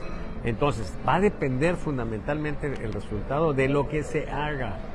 ¿Sí? Los que estén en la soberbia de decir, nosotros sabemos todo y ahí la llevamos, bueno, pues van a pagar un precio. Aquí, por ejemplo, en el caso de Xochitl, más de 3 meses sin moverse. Ahora ya se empezó a mover, pero para abajo. Eso es grave. Ahora, si no lo quieren aceptar, si dicen, no, es que está vendido Salvador, le están pagando para que diga eso y le chingada, bueno, pendejos, pues entonces están perdiendo la oportunidad de investigar por qué están dando las nalgas. Sí, para que traten de evitar, porque no es bueno andar dando las nalgas. Pero si les gusta dar las nalgas de Xochitl, pues denlas, pues ni modo, a cada quien su vida. Oye, Salvador, hay algo que me parece increíble, la manera tan plana como muchos ven las encuestas. No se preguntan el por qué está pasando lo que está pasando. Y no solo eso, yo creo que la encuesta es un método para decir que le estás regando aquí, dale por ahí, no le digas por ahí, o estás beneficiándote por acá. Y no lo hace. El problema ese que tú planteas es un problema importantísimo. Fíjate, dice, no se preguntan por qué están pasando las cosas. Eso es análisis, pero un tipo de análisis diferente. Porque cuando tú le preguntas a la gente, oye, ¿por qué me estoy deteriorando? ¿Qué necesitas como politólogo? Pues tienes que saber qué está pasando. Sí. Tienes que estar enterado de lo que está sucediendo, ¿ok? Para empezar, ¿ok? Y luego tienes que entonces tratar de, en base a esa información que tienes, dar una explicación sensata de por qué estás bajando. Así es. ¿Okay? Eso es análisis. Y luego hacer una sugerencia, o sea, de qué manera vamos a reaccionar.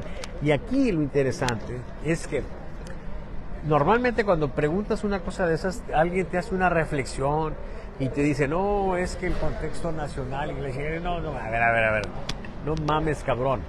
Eso me lo pudiste haber dicho hace 3 días, hace una semana. Y hace una semana no estábamos mal. Hoy estamos mal, pendejo. Dime qué chingados pasó hoy, cabrón, hoy. Y eso no es estrategia. Pinches estrategas, en ese momento es cuando empiezan a dar las nalgas, porque eso ya no es estrategia, es táctica. Exacto. Es táctica política, la gran ausente. Sí, entonces, si tú te llenas de estrategas pendejos ahí, simplemente van a estar reflexionando de manera general y vas a perder porque descuidas los aspectos tácticos. Y tienes, para poder aplicar eso, tienes que saber, tener la sensibilidad. Por ejemplo, ahorita estamos diciendo, Xochitl se ha configurado una tendencia a la baja. Porque explique por qué y hagan algo al respecto. Exacto. Y estén atentos a ver cuál es la reacción. Si hacemos algo y nos empezamos a levantar, qué bueno.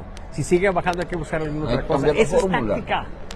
Y es la gran ausente. Entonces, bueno, ¿qué significa eso? Bueno, pues que se cometen una sarta de pendejadas. Pero pues, a final de cuentas, en una elección, alguien gana, alguien pierde.